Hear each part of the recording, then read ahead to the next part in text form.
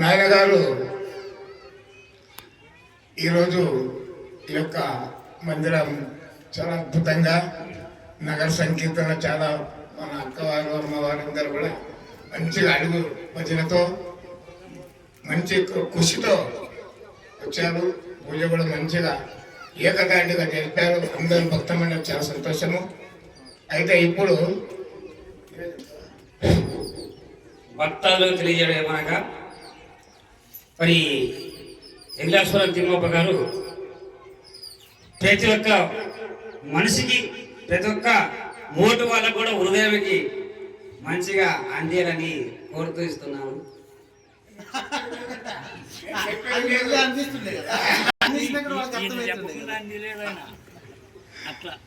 సంతోషం. పెద్దలు చెప్పారు, వారు చెప్పినట్లనే మనము ఆజ్ఞ మేరకుండా శిరస వంచి చెప్పుకుందాం. ఇప్పుడు మాచార వాస్తవులు మంచి ఏకదాటిగా పూజ కానీ శ్లోకాలు కానీ మంచిగా పాడతాడు. వాక్చాతుర్యం బాగుంది. మంచిగా తిమ్మప్ప గారు వచ్చి 2 మాటలు మాట్లాడి చెప్తున్నాం. మాచార వాస్తవులు తిమ్మప్ప గౌడు. గురు బ్రహ్మ గురు విష్ణు గురుదేవో మహేశ్వర గురు సాక్షాత్ పరబ్రహ్మ తస్మై శ్రీ గురవే నమః. శ్రీరాజయోగి గురు శిష్యం నిజానంద దీక్షితం గుడిశ నరసింహయోగి నామాంకితం సద్గురుదే నమో నమః.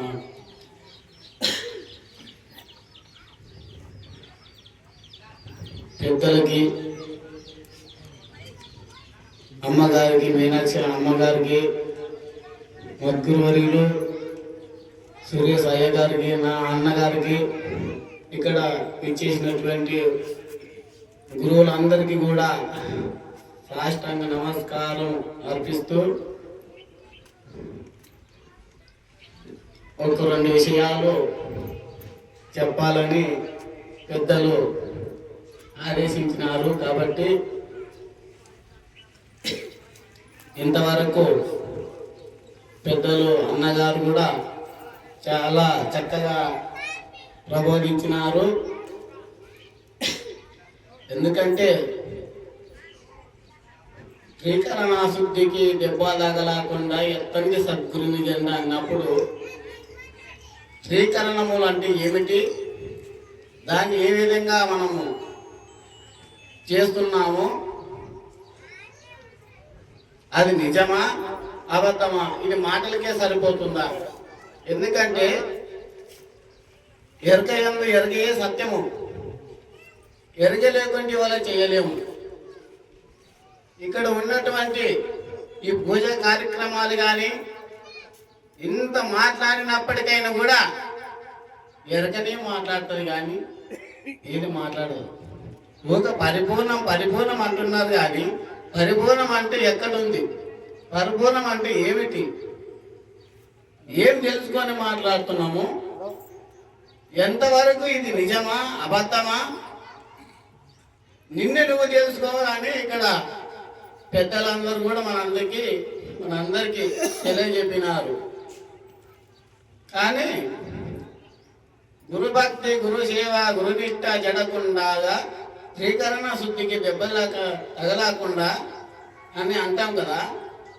శ్రీకరణల గురించి ఎవరైతే నిజ స్థితిని పొందుతాడో ఆ మాట అన్నదానికి సరిపోతుంది.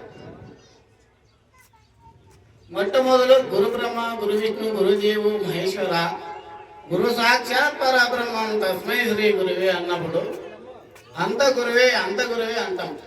కానీ మాటలు మాత్రమే సరిపోతుంది, చేతలలో కాదు. కాబట్టి ఎరకయందు ఎరకయే సత్యం అన్నప్పుడు ఇది కూడా ఎరకనే. పెద్దలు చెప్పినటువంటి మాటలు మనం విని దాన్ని ఆచరణలో పెట్టి ప్రతి శిష్యుడు కూడా గురువు హస్తమస్తక సంయోగం చేసినప్పుడు ఏం చెప్పిండో అది నీకే సాక్షి. మనం కూడా మన అంతఃకరణం ఏమి చేస్తున్నామన్నా మనకే సాక్షి, కానీ ఇతరులకు కాదు. అటువంటి సాక్షి విరుద్ధంగా నడుచుకోకూడదు. గురువు చెప్పిన మాటని నడవాల. ఎవరు ఏమన్నాని నిన్ను నువ్వు తెలుసుకోనికని బోధ అని ఈ రెండు మాటలతో తెలియజేసి వెలిగిస్తున్నది. శ్రీ సద్గురు బ్రహ్మరాజుకు జై.